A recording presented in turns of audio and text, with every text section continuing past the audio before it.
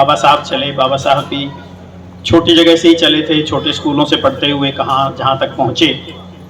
और अभी भी हम भी देखते थे हरियाणा में जो IAS ऑफिसर, IPS ऑफिसर या सीनियर ऑफिसर, कोई भी डॉक्टर, इंजीनियर आए हैं, उनमें से जो बड़ी संख्या है वो छोटे छोटे गांव से निकल करके गांव के स्कूलों से पढ़े हुए लोग हैं। दिल्ली यूनिवर्सिटी में पढ़े हुए लोग नहीं हैं कोई सारे के सारे। 8वीं का स्कूल था, टीचर भी नहीं होते थे सारे के सारे उस स्कूल में।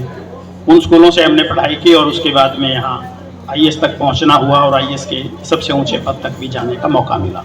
ये जो पीढ़ी इतनी पढ़ी थी, इनके पास साधन आए हैं, इनके पास मकान आए हैं, इनके पास और बातें आई हैं और चीज हुए हैं। आज ये इकट्ठा होकर के जो बाबा साहब करके चले गए या कोई और लोग करके चले गए, थोड़े बहुत काशीराम जी करके चले गए, ये मिलजुल करके उसका 1% भी नहीं कर पा रहे। सिर्फ एक आयोजन कर लेना, रैलियां निकाल लेना, मालाएं डाल करके। और मैं तो वहां भी देखता हूँ कि फोटोग्राफी है सारे के सारे में, अधिकतर में। हम हर साल कार्यक्रम करते हैं, घंटों घंटों लोगों को बिठाते हैं वहां, सवेरे से लेकर के शाम तक। गुरु महाराज का और बाबा साहब का भी करते हैं और भी करते हैं, लेकिन उसके बावजूद भी जो है हम नहीं बता पाते लोगों में, ये नहीं बता पाते क्योंकि मेन चीज क्या है, बस 3 चीजें मिलेगी। बाबा साहब ने कहा शिक्षित बनो, बाबा साहब ने कहा संगठित हो, और बाबा साहब ने कहा संघर्ष करो। ये 3 बात के बाद बाबा साहब खत्म, उनका सारे सब चीजें खत्म। वो ब्रह्मा कुमारी के 42 साल तक हमने उनको यहाँ धरती से उठा करके वहां तक पहुंचाया। 42 साल के बाद जब हमने देखा कि इनके अंदर भी बहुत सारी गड़बड़ियां आ गई, अब बापू आशाराम जैसी कहानियां हो गई, वो लोग हमें आकर के शिकायत करने लगे, हम उनको बताने लगे, तो वो सुनने वाले ना रहे, वो उल्टा सोच करके हमारे को दुश्मन बनाने की उसमें लग गए या वो चीजें हुई। तो 42 साल के बाद मैंने उनके खिलाफ 8 दिन भूख हड़ताल करके उनको छोड़ा। 2000 आप सबको मेरा प्रणाम। सबसे पहले मैं अपनी ओर से सद्गुरुदेव रविदास जी और हमारे जो भी महापुरुष हुए हैं, ज्योतिबा फूले साहब, सावित्री देवी फूले जी, बाबा साहब, उन सबको नमन करता हूँ, क्योंकि उनके कारण से ही हमारा अस्तित्व है, हमारा गौरव है, हमारे समाज की प्रतिष्ठा है। साथ ही आप सब जो यहाँ उपस्थित हैं आज इस इतने अच्छे कार्यक्रम में, आदरणीय बहन जी, रीता जी और सभी महानुभाव, जगदीश जी, स्वीटी बहन जी, रंगा जी और सभी आप सब जो बहन भाई यहाँ बैठे हैं, उपस्थित हैं, महिला शक्ति हैं, बच्चे हैं, उन सबको भी मैं अपनी ओर से प्रणाम करता हूँ। और आज के इस मंगल दिन की शुभकामनाएं आप सबको प्रेषित करता हूँ कि ये जो आयोजन आप सब ने किया है, बहुत ही सुंदर आयोजन, छोटा सा लेकिन बहुत ही अच्छा स्वीट सा आयोजन है, तो इसकी सफलता हो और जो आप इससे चाह रहे हैं, इससे मिलना चाह रहे हैं, वो आपको मिले।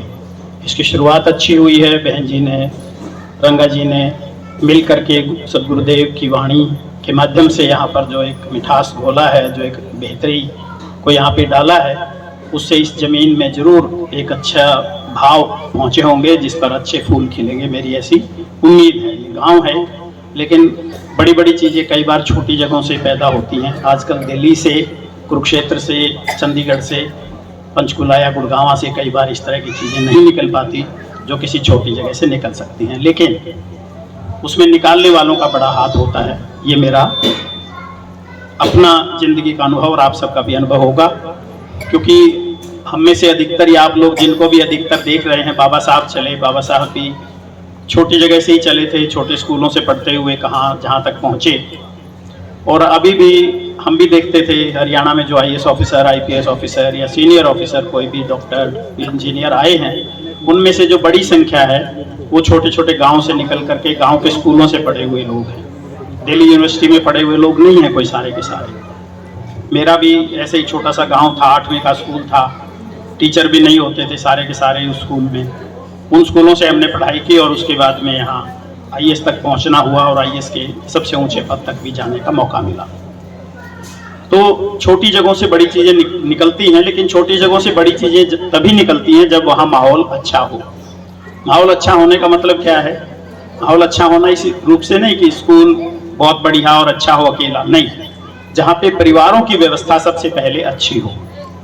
मुझे जो याद है वो ये है कि मैं पहली पीढ़ी का पढ़ा हुआ हूँ, मतलब हमारे परिवार में पूर्वजों में मेरे एक ताऊ जी होते थे, वो थोड़ा अरबी पढ़े हुए थे। उसके अलावा मेरे पिताजी ने नहीं पढ़ा हुआ था, ना अरबी पढ़ी थी, ना हिंदी पढ़ी थी, ना मानी पढ़ा था।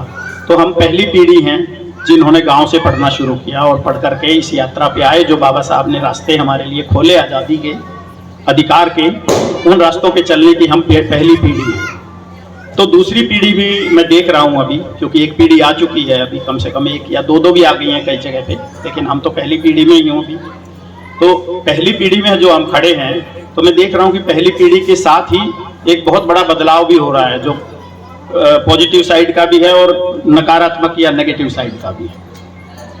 क्योंकि मैं ये चीज़ देख रहा हूँ कि जो लोग आए, हमारे साथ आए, मैं तो चलो IAS अफसर बना, कोई क्लर्क बना होगा, कोई टीचर बना होगा, कोई और क्लास 4 से चल के आगे सुप्रेंट बना होगा, कोई कुछ बना होगा, जो भी अलग अलग यहाँ के जो रास्ते बाबा साहब ने खोले हम लोगों के लिए, उनमें जहाँ हम पहुँचे हैं, जिन जगहों पे हम पहुँचे, और पहुँचने के बाद जो भी थोड़े बहुत साधन हमारे पास में आए हैं, कोई मकान बना सका है शहर में जाके, कोई गाड़ी ले सका है, कोई और ज़मीनें भी खरीद चुका होगा, किसी ने कोई इधर उधर से इकट्ठा कर लिया हो तो और जगह भी पहुंच गया होगा, काफ़ी बड़ी बड़ी चीज़ें भी उसने कर ली हो, एक आध फैक्ट्री भी लगा ली हो, इस तरह के जो रास्तों पे चले हैं हम लोग। तो उसके बाद में मैं एक चीज़ देखता हूँ कि उनमें बहुत सारी चीज़ों में गिरावट भी पड़ी है। एक ही जनरेशन में मैं देख रहा हूँ, मैं अपनी माँ और बाप को देखता हूँ, और उस समय के अपने जितने भी बुजुर्ग वहाँ उस गाँव में होते थे, रिश्तेदार कह लीजिए, चाचे ताऊ और पड़ोसी, उनको माहौल को मैं देखता हूँ, और आज के माहौल को अगर मैं देखता हूँ तो एक बहुत बड़ा नेगेटिव बदलाव आया हुआ। और इसी के लिए ये चिंता चलती रहती है कि जो बाबा साहब ने हमारे लिए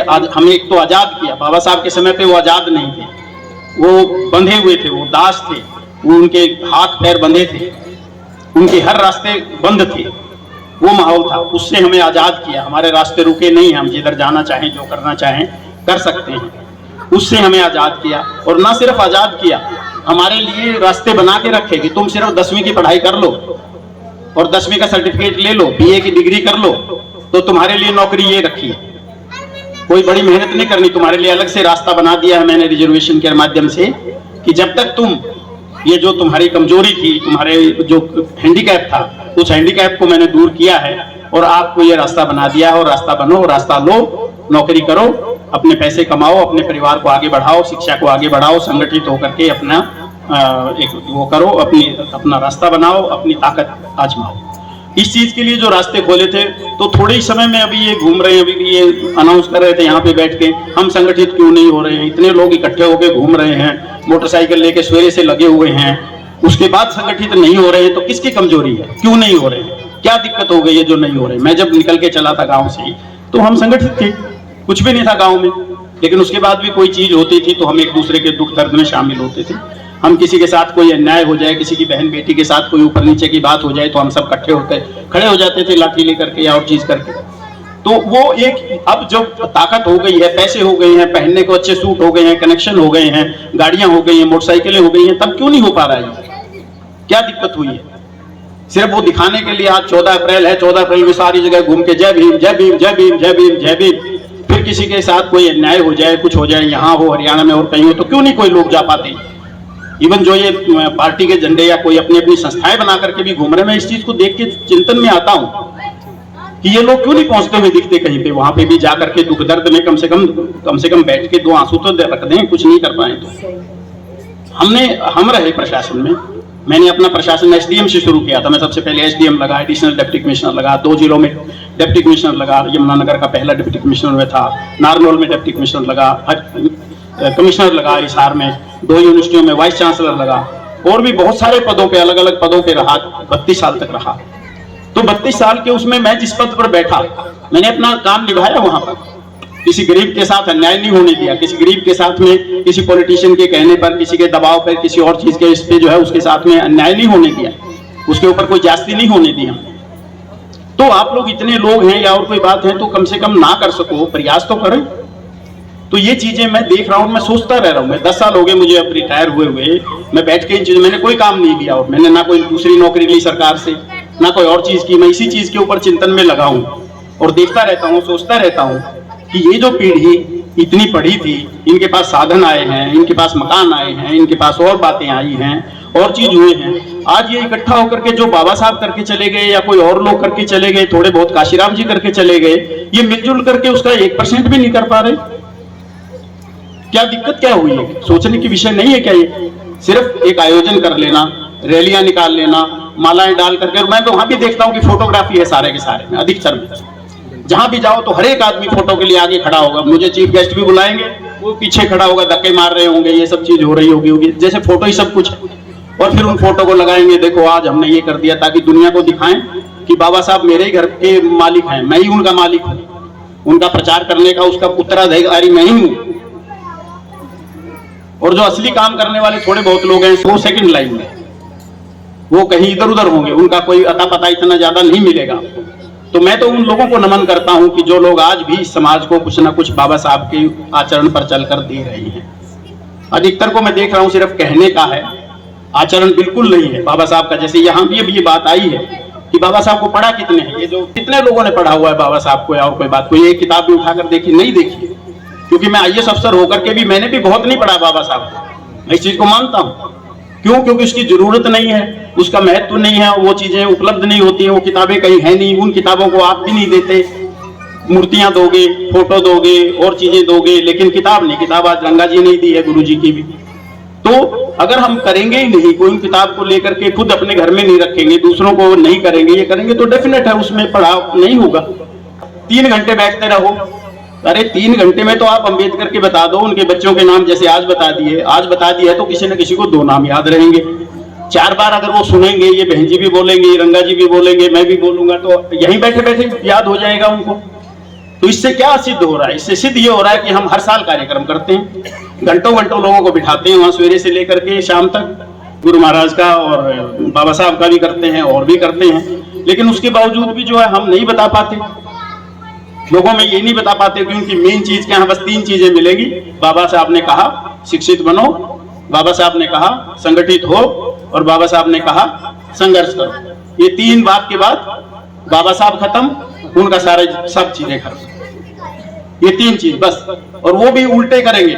शिक्षित बनने का मतलब चलो कर लिया, वो तो पढ़ाई तो हर एक आदमी थोड़ा बहुत कर लेता है। संगठित कितने होते हैं और कितना करते हैं? आप देखो ग्रुप में जाके, जो ग्रुप बनाए हुए हैं उन्होंने, एक दूसरे के पीछे लगे होंगे, ये चीज करी होगी, इसने ये कर दिया, उसने वो कर दिया। खुद में भी वही चीजें, क्योंकि मैंने जिंदगी जी है। मैं बचपन में जब चला तो 15 साल में मैं अध्यात्म में चला गया था। मैं आर्य समाजी फैमिली से पैदा हुआ, आर्य समाज के संस्कार थे, पाखंड नहीं था, इसलिए पाखंड से आप भी बचना मुझे विरासत में मिल गया। मेरे माँ बाप जो है मूर्तियों के चक्कर में नहीं जाते थे, ज्यादा से ज्यादा संध्या करते थे और गायत्री मंत्र का जाप करते थे। बैठ के संध्या में ओम भूर्भुवस्सुवः कह लेते थे, तो पर उसमें कोई पाखंड नहीं था, ना उसमें कोई हजारों के पीछे घूमने वाली चीज थी। उसमें कौन था? एक ईश्वर, एक भगवान, जो हमारे गुरु जी का भी चीज है कि हरि, वही एक ओंकार, नानक साहब का एक ओंकार, वही एक सबका एक शक्तिवान। तो वो शक्ति को मान लेना, और वो भी अदृश्य शक्ति एक तरह से, जिसको बुद्ध ने कहा, उनके बारे में कहा कि मैं ईश्वर को ना नकारता हूं ना मानता हूं, ठीक है। और हमारे गुरुजी ने कहा कि हाँ वो है, वो एक है, वो मेरे अंदर है, वो मेरी शक्ति है, उसके लिए मैं ये करता हूँ, वो मुझे बचाने वाला है, मेरे में जो अवगुण है उनको दूर करने वाली शक्ति वो है, वो मुझे मदद देता है। तो वो एक अदृश्य शक्ति, उस शक्ति को लेने में कोई बुराई नहीं है, मैं समझता हूँ, क्योंकि हर एक इंसान को अपना कुछ ना कुछ रास्ता तय करना है। क्योंकि मैं एक बाबा साहब की एक पुस्तक पढ़ रहा था, उसमें बाबा साहब ने कहा था कि देखो इंसान जो है वो अकेला पशु नहीं है। पशु को सिर्फ क्या चाहिए? सिर्फ चारा चाहिए। अगर पशु को खाने का भोजन जो उसका है, चारा है या और भी जो भी चीजें होंगी, पत्ते हों, तो उसको वो मिल गए, तो उसके अलावा इसकी और कोई डिमांड नहीं है। लेकिन जो इंसान है उसका सिर्फ चारे से या भोजन से काम नहीं चल सकता, क्योंकि इंसान एक उम्मीद के साथ जीता है, वो एक आशा के साथ यहाँ आता है, वो एक बड़ा लक्ष्य लेकर यहाँ आता है। तो चारा खाने से सिर्फ उसका काम नहीं चल सकता, इसलिए वो आशा के कारण धर्म की तरफ प्रवृत्त होता है। हम ये हमारी बहनें या मेरी माँ, मैं अगर उसको देखूं तो वो क्यों धर्म की तरफ ज्यादा जाती है? फिर वही धर्म बिगड़ करके गुरुओं में चला जाता है, गुरुओं से बदल के और कई पाखंडों में, और चीज ये कराने में, वो कराने में, ये ताबीज बांधने में, और चीजों में, इनमें सब में चला जाता है, बलि देने में, ये करने में। तो वो कहां से गया? उसी आशा के को ही विकृत रूप में डाल के। क्यों? क्योंकि उस माँ को, उस बहन को, हमारी को, उनको ये आशा है कि ये जो हमारे पति हैं, हमारे बच्चे हैं, ये सब जो है सुख से रहे, इन पे कोई कष्ट ना आए। और कोई कहने लग जाए कि इसको ये इसलिए कष्ट आ गया, ये कर लो आप, ये व्रत रख लो तो आपका ये हो जाएगा, तो वो अपना कष्ट उनके लिए करती है। उस आशा के उसके लिए करती है, लेकिन उनको चाहे ये पता ना हो कि इससे कुछ हुआ कि नहीं हुआ, उससे चाहे ना हो रहा हो किसी और चीज से हो। क्यों? क्योंकि ये जगत जो है, गुरुदेव जी कहा है, महात्मा बुद्ध ने कहा है कि ये जगत जो है कर्म प्रधान जगत है। इसमें अगर मैं यहाँ बना हूँ, आप सब जो भी बने हैं, जहां भी आप पहुंचे हैं, कर्म से पहुंचे हैं। बिना कर्म के रीता बहन इतना अच्छा सत्संग नहीं दे सकती। उन्होंने कर्म किया है अपने मन को लगा करके। आप सब ने भी जो जहां पहुंचे हो, कोई भी चीज हो, उसमें आपको कर्म करना पड़ता है। जो आप कर्म करते हो, कर्म का जिसको फल कहते हैं, वो फल मिलता है। यही गीता के वो बना दिए और चीज कर दिया है। सिंपल थ्योरी हमारे गुरुओं ने, महात्मा बुद्ध ने सिंपल रूप से कहा कि आप जो है अच्छा आचरण करिए, अच्छा बोलिए, करुणा रखिए, पक्षी, पेड़ पौधे, आदमी जितने भी हैं सबके ऊपर दया का भाव रखिए, कोई चीज किसी की चुराइए मत, बुरा ये चीज ना करिए। तो ये सिंपल चीजें हैं। इसी को गुरु रविदास जी ने सिंपल भाषाओं में कहा और पाखंड को तोड़ करके, कि इस छूट को छोड़ के आप अच्छे काम करिए। और ये मैंने जिंदगी में अनुभव किया। मैंने जो बताया आपको कि 15 साल तक मैं आर्य समाजी रहा। 15 साल में मैं, मेरे पिताजी और पेरेंट्स जो है वो ब्रह्मा कुमारी की एक ऑर्गेनाइजेशन इधर शुरू हुई थी, उसके अंदर चले गए, तो हम भी उसमें चले गए। उनकी चीजें हमें अच्छी लगी, और जो जितने गुरुजी घूम रहे हैं यहाँ, इनके मुकाबले उनकी चीजें अच्छी थी। वहां जाति नहीं थी, जाति की बात नहीं थी, वो आत्मा की बात करते थे कि इंसान जो है ये तो पुतला है, वस्त्र है, जो गीता या और 1000 जगहों पे कहा गया। और जो वास्तविकता भी है कि हम लेते हैं, छोड़ते हैं, बदलते हैं, लेकिन इंसान में एक जीवित चीज है जो आत्मा है, रूह है, प्राण है, सांस है, श्वास है, जो भी है। मतलब तो आत्मा की बात करते थे। तो आत्मा होगी तो जाति कहाँ से होगी? आत्मा होगी तो उसमें भाई पैसे वाला, बिना पैसे वाला, कमजोर, काला, पीला, सफेद, अच्छी सूरत वाला, बदसूरत वाला, ये चीजें नहीं होंगी। और ये जिंदगी में एक संभाव की चीज है जो महात्मा बुद्ध ने कही कि आप सदा संभाव में रखिए, सबको एक इंसान के रूप में देखिए, वो जीव प्राणियों को भी एक उसी रूप में देखिए, एक चैतन्य शक्ति के रूप में देखिए। तो वो चीज जो है एक अच्छी चीज थी। और दूसरी चीजें, और उसमें पाखंड नहीं थे। तो हमने उस चीज के कारण से मैंने शादी नहीं करी। मेरे छोटे भाई थे, उन्होंने भी शादी नहीं की। हम दोनों जो है अविवाहित रहे और उनका झंडा उठा करके रहे हरियाणा में। उनको जगह फैलाया, अपने पैसे उसमें लगाए, अपना समय उसमें लगाया, अपने कांटेक्ट उसमें लगाए, अपना सारा कुछ उसमें लगाया। 42 साल तक हमने उनको यहाँ धरती से उठा करके वहां तक पहुंचाया। 42 साल के बाद जब हमने देखा कि इनके अंदर भी बहुत सारी गड़बड़ियां आ गई, अब बापू आशाराम जैसी कहानियां हो गई, वो लोग हमें आकर के शिकायत करने लगे, हम उनको बताने लगे, तो वो सुनने वाले ना रहे, वो उल्टा सोच करके हमारे को दुश्मन बनाने की उसमें लग गए, या वो चीजें हुई। तो 42 साल के बाद मैंने उनके खिलाफ 8 दिन भूख हड़ताल करके उनको छोड़ा 2011 में। तो चीजें जो है, जो अच्छी भी होती हैं, हमने देखा कि कितनी अच्छी वो चीज थी कि मैं एक आदमी गरीब परिवार से बेशक आया, मैं सदा ईमानदार, क्योंकि आर्य समाजी था, तो भी ईमानदार रहा, सच्चाई पे चला, मैंने झूठ नहीं बोला कभी भी। पॉलिटिशियनों के बीच में रह के और कोई बात रह के मैंने कभी दबाव महसूस नहीं किया, किसी का घबराहट नहीं करी, किसी चीज के चक्कर में नहीं पड़ा, और मैंने कोई बेईमानी नहीं करी कभी। बेईमानी करने की जरूरत नहीं पड़ी, तो मुझे न्याय भी नहीं करना पड़ा, क्योंकि मैं तो जिसका न्याय का होगा उसकी तरफ साथ दूंगा। जो है मुझे कोई पैसे तो लेने नहीं थे कि भाई मैं तेरी तरफ में फैसला कर दूंगा, पैसे दे दे, तो पैसे तो वही देगा जिसकी मैं गलत तरफ में फैसला करूंगा या किसी की और चीज मानूंगा। तो मैं ईमानदारी और सच्चाई का रास्ता रखा, मेरी जिंदगी बेहतरीन रही, मैं संतुष्ट रहा, मुझे कोई तमन्ना नहीं रही। और भगवान ने मेरा जो मुझे जरूरतें थी उनको मैंने सारी तनख्वाहें दी, उसके बावजूद भी मेरा घर चलता रहा, मेरी चीज चलती रही, क्योंकि मुझे ज्यादा जरूरत नहीं थी। मुझे याद है मेरी माँ जो चूल्हे में 2 रोटी बना के अचार से खिलाती थी, लस्सी दे के या मक्खन दे करके खिलाती थी, वो आज भी मैं खुद वही खाता हूँ, अब भी खाता हूँ, वही चीज खाता हूँ, उससे मैं डेविएट नहीं हुआ ये सब अफसर बनने के बाद, और खुद बना के खाता हूँ। ये भी चीज है, यहाँ नहीं होंगी हमारी बेटियां होंगी, ये भी मेरे ख्याल अपनी माँ को नहीं साथ देती होंगी, या अपना चूल्हा जलाना सीखती होंगी, या रोटी बनाना। मैंने 15-16 साल की उम्र में रोटी बनाना सीख लिया था दिल्ली में, और अपना घर भी चलाता था, चूल्हा भी चलाता था, ब्रह्मा कुमारियों की बेगार भी ढोता था, दिन में नौकरी करता था, और शाम को इवनिंग कॉलेज में पढ़ता था। मेरी सारी पढ़ाई इवनिंग कॉलेज की है। 10वीं के बाद में दिल्ली यूनिवर्सिटी से बीकॉम ऑनर्स किया मैंने, इवनिंग कॉलेज से एमकॉम किया, फिर LLB किया, और 4 MA किया अभी तक, और PhD कर लिया। तो ये सारी मेरी जो एजुकेशन है ये इवनिंग कॉलेज से है, और साथ में काम करते हुए है, ये खाली होकर के नहीं, ये बच्चे तो खाली हैं। तो अगर ये चाहें तो ये तो हमारे से कितने कदम आगे हमसे पहले। आज का जमाना भी अलग तरह का, हमारा जमाना ये था, मुझे याद है मैं 10वीं में था, फर्स्ट आता था, लेकिन 10वीं में गांव में बताने वाला कोई ये नहीं था कि ये जो 14वीं उस समय कहते थे, 16वीं कर ली उसने, 14वीं कर ली, कोई करता था। तो ये 14वीं और 16वीं होती क्या चीज है, इसको कौन कर सकता है? कोई सुपर मानव होगा जो कर सकता है, या हर एक का बच्चा कर सकता है? क्या कर सकता है? वो कोई रास्ता बताने वाला कोई नहीं। दिल्ली में गए तब जाकर के पता चला कि ये चीज होती है, इसमें ये सब्जेक्ट होते हैं, इस तरह होते हैं। उसमें वहां जाके पता चला कि आईएएस भी कोई चीज होती है जिसमें बड़ी जगह पे पहुंच सकते हो आप, ये चीज कर सकते हो और आप भी कर सकते हो।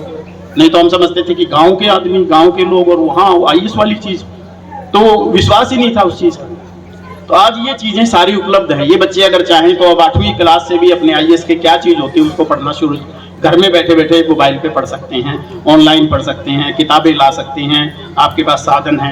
तो ये सारी चीजें, इनको इतनी सुविधाएं मिली हैं, इनको आजादी मिली है, इनको सुविधाएं मिली हैं, इनको सारी चीजें मिली हैं। आज अगर ये चाहें तो जिस उम्र में मैंने तो 25 साल की उम्र में बीए करी, और इसलिए मैं आईएएस में भी लेट आया। लेकिन इनकी तो मजबूरी नहीं है, ना इनकी नौकरी मजबूरी है, ना इनकी कोई और चीज मजबूरी है।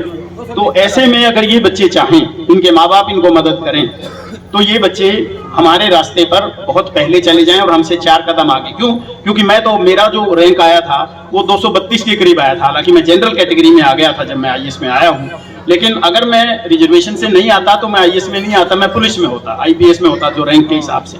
बाबा साहब के इसके कारण से मैं आईएएस में आ गया और मुझे मेरी स्टेट मिल गई, मैं हरियाणा में आ गया। ये फायदा मुझे हुआ। अगर ये बच्चे अगर चाहें तो, मैं 232 रैंक पे आया, तो ये बच्चे फर्स्ट रैंक पे आ सकते हैं। और आई थी वो टीना डाबी की बात, आपको याद होगी, 5-10 साल पहले जो बेटी थी वो राजस्थान में गई हुई है, महाराष्ट्र की थी, दिल्ली से, तो वो टॉप किया उन्होंने। और हम ये सोचते थे, चाहते थे कि कभी जो है कोई हमारे बच्चे टॉप करें, और वो चाहना पूरी हुई कि बच्चे नहीं, हमारी बेटी ने टॉप किया, हमारी बहन ने टॉप किया। तो कितना एक गर्व की बात होती है। तो जो भी बच्चे हमारे इस तरह से बाबा साहब की चीज के कदमों को फॉलो करके आगे बढ़ते हैं, एक्सीलेंस लाते हैं, वो हमारे गौरव, हमारी छाती को चौड़ा करते हैं, वो हमारे सीने पे को चौड़ा करते हैं, वो हमें वो रास्ता देते हैं। और लोग जो हमारे ऊपर ये लांछन लगाते हैं या कहते हैं कई बार कि इनके अंदर इतनी क्षमता नहीं है, इनमें इतनी बौद्धिक कैपेसिटी नहीं है, इनमें काम करने की, मैनेजमेंट करने की और चीजें नहीं है, जो बिल्कुल एक तरह से बिना किसी आधार के, टोटली निराधार है, उल्टा है बल्कि।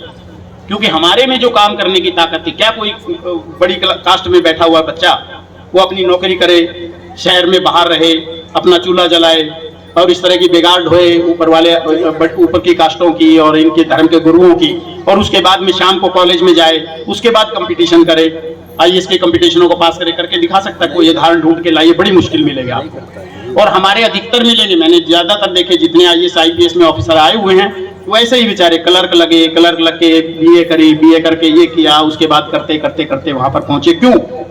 उनमें मेहनत का मादा है। और मैं आप सबसे निवेदन यही करना चाहूंगा, सभी माताओं बहनों से, आप सब से, ये हमें पुरखों की एक तरह से जागीर के रूप में, वारिस के रूप में मिली हुई चीज है।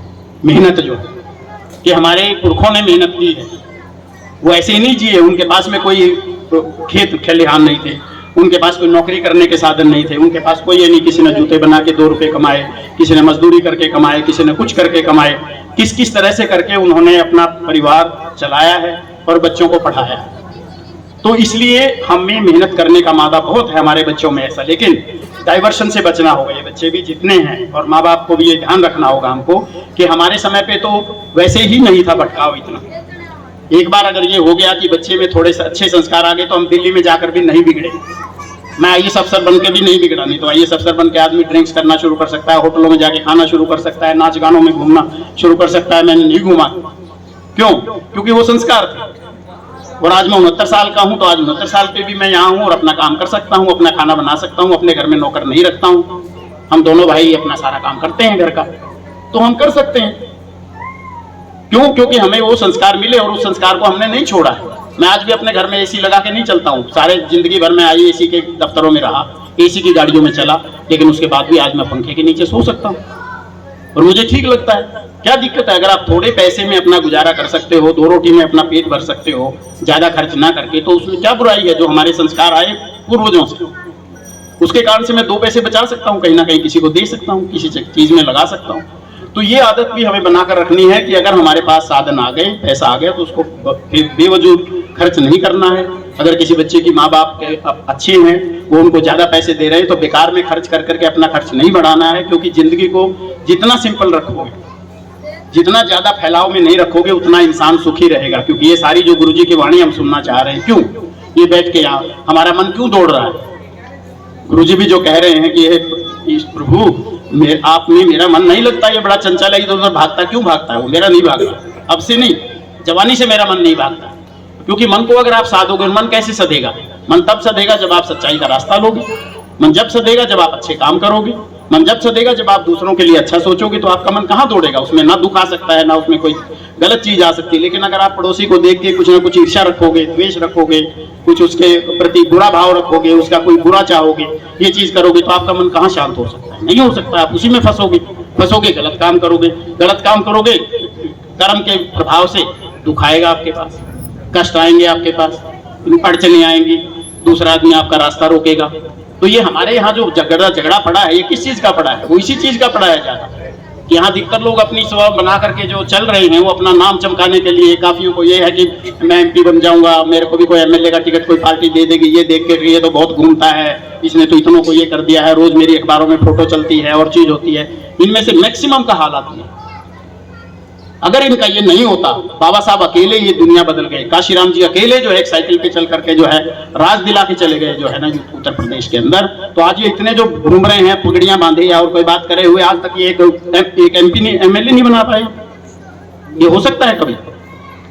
तो इसलिए ये दुख और दर्द की बात है, लेकिन चिंता की भी बात है, लेकिन संभलने की भी बात है। मैं इसी चीज में, क्योंकि मेरे को ये है कि मैं जिंदगी में जहां भी रहा हूं अपनी सर्विस में, मैं अकेला रहा हूं, मैंने किसी से मदद नहीं ली। मेरे अपनी कास्ट के भी जो लोग मेरे नीचे पोस्टेड होते थे जब मैं होता था, तो मैं किसी से उम्मीद नहीं करता था कि कोई आके मेरे को मदद देगा या कोई मुसीबत आएगी तो वो मेरे को साथ देगा। मैंने अपनी लड़ाई अकेले लड़ी है, बाबा साहब के साथ लेके, गुरु महाराज की उसको साथ लेके और अपने आचरण के बलबूते पे, और मैं कहीं हारा नहीं। जिस जगह भी रहा, जैसे रंगा जी बता रहे थे, मैंने हर जगह रिकॉर्ड बनाए। मैं एक यूनिवर्सिटी में रहा 4 महीने, गुरु जम्भेश्वर यूनिवर्सिटी है, उसमें एक एग्जाम होता है, आपको भी पता होगा, all India engineering entrance exam कहते हैं उसको, AIEEE कहते हैं। उस एग्जाम को उस यूनिवर्सिटी को दिया हुआ था। मैंने उस एग्जाम को, सारे हरियाणा में होना था, वो वहां पे करवा के उसके पेपर मंगवा के 23 घंटे में उसका रिजल्ट अनाउंस कर दिया था। आज तक हरियाणा भारतवर्ष में कोई नहीं कर सका उस रिकॉर्ड। 2005 की बात है, आज तक कोई नहीं कर सका। 2005 में आप सोचिए किस तरह के हमारे पास स्कैनर होते थे और आज के स्कैनरों का मुकाबला करिए, आज तक कोई नहीं कर पाया है। तो ये चीजें दिमाग की हैं, और हम 24 घंटे वही चीज सोचते थे। जब अपने काम पे होते थे तो 24 घंटे हमें वो काम ध्यान आता था कि मैं इस जगह पे हूँ। अभी भी हम यहाँ हैं तो 24 घंटे हमारा यही काम है। और मैं जब से यहाँ आया हूँ, 9-10 साल से मैं कुरुक्षेत्र में आके बैठा हूँ रिटायरमेंट के बाद में, मैं सबको, जो भी मुझे जानते हैं, मिलते हैं, क्योंकि मैं सबको तो जानता नहीं, इस गांव में नहीं आया था, ये मेरा जिला नहीं था, मेरा जिला पानीपत था, वहाँ मुझे लोग मेरे गांव के और जानते थे। यहाँ पे मैं किसी गांव में नहीं गया हुआ था, गांव के लोगों से मेरा कोई संपर्क नहीं था, उनका मेरे से कोई नहीं था। तो मैं जो भी लोग मिलते थे, कोई भी ऑफिसर जो मेरे साथ लगे हुए थे, कोई टीचर्स मिलते थे, कोई और होते थे, तो मैं उनको सदा यही चीज कहता था, भाई आप इकट्ठे होकर कुछ ना कुछ करिए। आज हमारे स्कूलों में जो है शिक्षा का स्तर गिर रहा है, तो हम जिम्मेवारी खुद भी तो उठाएं। ये बाबा साहब का टाइम थोड़ी है कि जब हमारे लोग, कोई कुछ नहीं, क्या हमारे लोग पढ़ाने वाले नहीं है? हम दर्जनों तो IAS अफसर बैठे हैं यहाँ हरियाणा में और खाली बैठे हैं। हम कहते हैं लाओ बच्चों को हम बताएंगे, उनको किसी को गाइडेंस चाहिए हो, आपको स्कूल अपना एक कोई कंप्यूटर वो खोलो, ट्रेनिंग सेंटर खोलो कहीं पे, लेकिन यहाँ वो नहीं है। स्थान बना रहे हैं सभी, चाहे कोई मंदिर बनाए, चाहे कोई भवन बनाए, चाहे कोई चौपाल बनाए, लेकिन उसके अंदर वो ताश खेलने वाली कहानी होगी ज्यादा से ज्यादा। कई जगह तो सुनते हैं कि वहाँ बोतल भी चल पड़ती है, शाम को बोतल लेके बैठ लेते हैं लोग, खाली कुछ है ही नहीं तो वहाँ पे वही काम करेंगे ऐसा। तो ये चीज तो हो सकती है, इसके लिए साधन नहीं। कभी अभी आते हुए ये हेडमास्टर साहब मुझे बता रहे थे, और रंगा जी वगैरह, तो ये कहीं गए किसी गाँव में, आसपास ही गाँव है कोई, नाम मेरे को तो ध्यान नहीं है, तो वहाँ पे 25 लाख का भवन बनाया हुआ, 1/2 एकड़ जमीन में। कहाँ पे है? कुंवारखेड़ी गांव बता रहे हैं। तो वहां पे मतलब आधे एकड़ में 25 लाख का भवन बनाया, और लेकिन बंद है। तो आप भवन बनाते रहते हो, पैसे लगाते रहते हो, और चीजों में कोई पैसा लगाते नहीं। भाई वो 25 लाख का, उसमें से अगर आप 5 लाख का भवन बना करके 20 लाख अपने पास रख लो, और 20 लाख में अपना कोई बच्चे हों जिसको नौकरी नहीं मिल रही है, वो अच्छा पढ़ा सकता हो, तो उसको आप 20,000 रुपए की तनख्वाह, 25,000 रुपए की तनख्वाह पे दे दो, जब तक वो अपना कोई कंपटीशन करके अच्छी जगह जाए। वो आपके बच्चों को पढ़ाता घूमेगा पूरे महीने।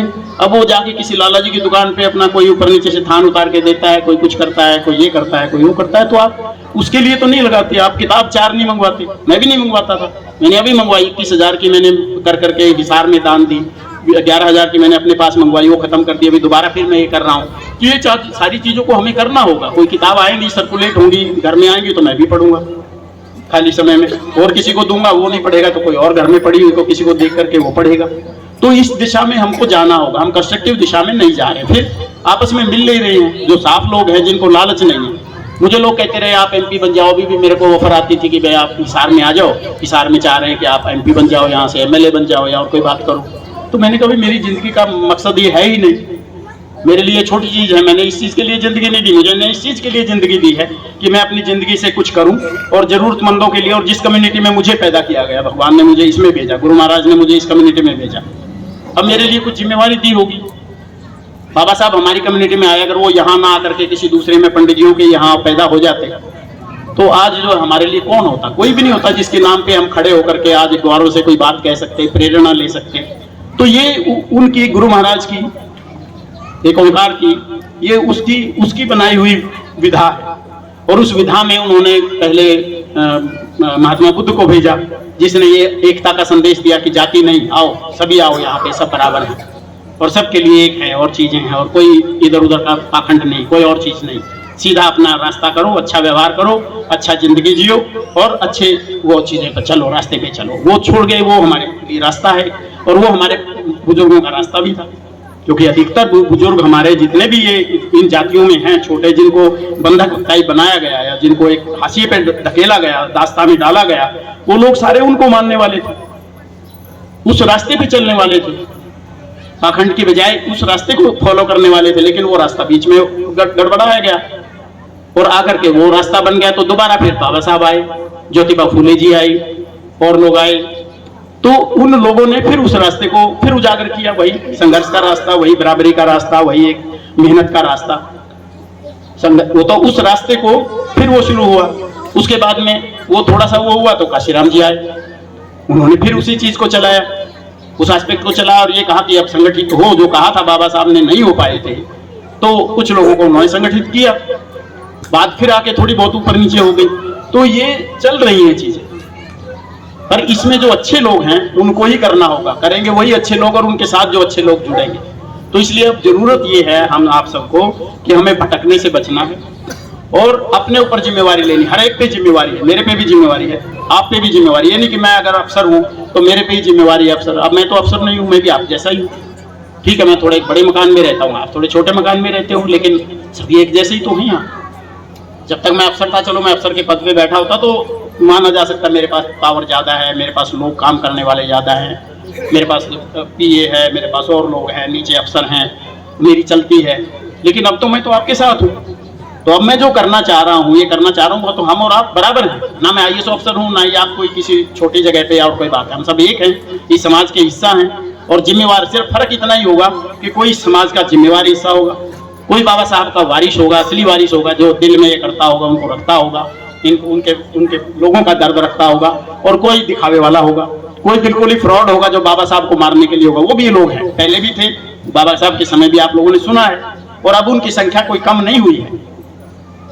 जो बाबा साहब का फोटो तो लगाएंगे, बेशक उनकी बात करेंगे, उनके ऊपर फूल चढ़ाएंगे, मालाएं चढ़ाएंगे, लेकिन जो असलियत में उनकी जिंदगी भर का देखोगे, साल में क्या कर रहे हैं, किसको साथ दे रहे हैं, कहाँ जाके अपना काम कर रहे हैं, कहाँ अपना समय और शक्ति लगा रहे हैं, तो आप समझ जाओगे कि कहानी असलियत कहाँ है।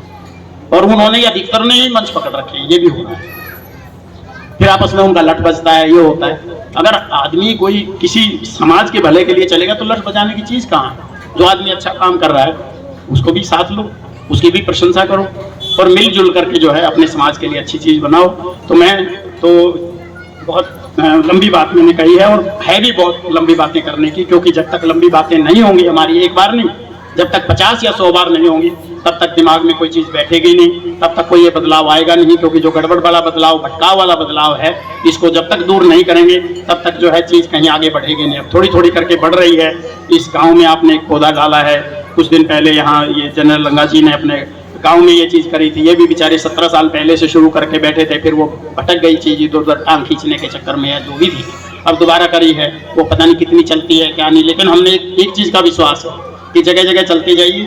मैं इनको सदा कहता हूँ कि जगह जगह जहाँ भी लोगों को दिखे कि यहाँ कुछ उम्मीद है, वहाँ चल के जाइए, उम्मीद लेकर जाइए। 10 जगह पौधे लगेंगे, 10 जगह में कुछ जगह मरेंगे ये होंगे तो 2-4 जगह चलेंगे, जो 2-4 जगह चलेंगे उसको देख करके 100 आदमियों को प्रेरणा मिलेगी। अभी हम 9 तारीख को एक कार्यक्रम है कैथल में, कुछ टीचर हैं वहाँ पे से, उन्होंने हमारी जो चौपालें थी उन चौपालों को पहले पुस्तकालय में बदला और वहाँ बच्चों को पढ़ाना शुरू किया। उसके अच्छे रिजल्ट आए, बहुत सारे बच्चों ने कंपटीशन पास करके नौकरी ले गए, उनको प्रेरणा मिली। उन्होंने एक बदलाव के नाम से एक संगठन बना लिया, कमी समिति बना ली एक बदलाव के नाम से, और अभी उन्होंने 1 एकड़ जमीन वहाँ करनाल रोड पे जो अपना ये शुगर मिल है, शुगर मिल के सामने 1 एकड़ जमीन लेके एक स्कूल के 2 कमरे तो बना चुके हैं, वो उसकी शुरुआत करा दी वहाँ पे। तो कोई छोटे छोटे प्रयास वही, और मैं यहाँ भी बहुत टीचर हैं जो अच्छे अच्छे काम करते हैं करनाल डिस्ट्रिक्ट में, इंद्री में, इनमें बहुत लोगों से मेरा संपर्क था, जितनी भी उन्हीं में से हैं। तो मैं इन लोगों को कई साल से ये कह रहा हूँ, भाई आप लोग अच्छा ग्रुप है, आपने अच्छे स्कूल बना रखे हैं, तो आप लोग मिल करके यहाँ 5-7 मिल करके ये चीज़ कुछ करो, हम भी कुछ सहयोग करेंगे। मैं फाइनेंशियली भी मदद करता हूँ, वैसे भी करता हूँ, मेरे पास अपनी गाड़ी है, मेरे भाई हैं वो भी अपनी रिटायरमेंट लेके इसी काम में लगे हुए हैं, मुफ्त में बच्चों को पढ़ाने के लिए जो है स्कूल में जा करके। तो हम सब मिल करके उस चीज़ का ये करेंगे, लेकिन यहाँ पे नहीं हो पाया, वो करनाल और स्कूल क्षेत्र में नहीं कोई भी रास्ता आगे निकल पाया ऐसा। उससे पहले मुझे पता चला कि वो कैथल वालों ने कर दिया और मेरे पास आ गए कि जनाब आइए हमारा मार्गदर्शन करने, हमने इस तरह का प्रयास किया। तो अगर हम कहीं ना कहीं चलेंगे, कहीं ना कहीं पौधा उगेगा, एक जगह पौधा उगेगा, उसे देख करके दूसरी जगह भी ट्रायल होंगे। और हम स्कूल क्या बड़ी चीज़ है, मतलब आज कोई छोटे छोटे आदमी स्कूल खोले बैठे हैं, हम चाहें तो हम कॉलेज खोल सकते हैं, हम चाहें तो हम अपनी यूनिवर्सिटी बना सकते हैं। क्या हमें इतनी भी ताकत नहीं कि हम सब मिलकर इतने लोग जो है एक यूनिवर्सिटी अपनी बनाए, और ऐसी यूनिवर्सिटी बनाए जिसको देखते रह जाएं लोग, ऐसे लोग वहां पे लाएं, हम ऐसे टीचर वहां पे लाएं, ऐसे ट्रेन करने वाले लोग वहां पे लाएं, तो ये सारी चीजें संभव है। तो लेकिन जब हम आपस में मिलेंगे और फालतू की चीजों से, क्योंकि मैंने अपने आप को फालतू की चीजों से निकाला हुआ है, तो इसलिए मैं अवेलेबल हूँ इस चीजों के लिए, इन्हीं चिंतनों के लिए। तो आपको भी उन्हीं चिंतनों के लिए होगा, आपस में जुड़ना होगा। ये गांव छोटा है, ठीक है, तो आप लोगों को अपने भेदभाव बुला करके आपस में मिलना होगा, आपस में ये करके मार्गदर्शन लेके खुद चिंतन करके आपको ये जो स्थान बनाया है इस पे अच्छा माहौल क्रिएट करना होगा। क्योंकि अध्यात्म एक बहुत बड़ी शक्ति है। मैं एक चीज बताता हूँ कि मैं जो अध्यात्म में गया, मेडिटेशन करता हूँ मैं, तो उस मेडिटेशन के कारण, अध्यात्म के कारण से मैं किसी भी कोई भी चैलेंज आई, कोई भी और चीज आई, मैं उसमें हारा नहीं। और अध्यात्म में रहने के कारण मैंने अपनी पढ़ाई 4-4 तरह के काम करे, 18-18 घंटे रोज की रोज काम किए, जॉब पे जहाँ भी रहा, मुझे कोई परेशानी नहीं हुई, मुझे कोई स्वास्थ्य की कोई प्रॉब्लम आज तक 59 साल हो गई कोई नहीं हुई, ना मैंने एक गोली खाई है कोई भी। तो इसलिए जो है, अगर आप आध्यात्मिक रास्ते को रखोगे, मजबूती रखोगे, अच्छा आचरण रखोगे, तो आपकी मजबूती होगी, आपके परिवार में बेहतरी आएगी और आप जो है बड़ी बड़ी ऊंचाइयों चढ़ सकोगे, ये सब चीज़ कर सकोगे। तो मैं तो अपनी ओर से धन्यवाद कहता हूँ आप सबका कि आप सब ने मुझे यहाँ बुलाया।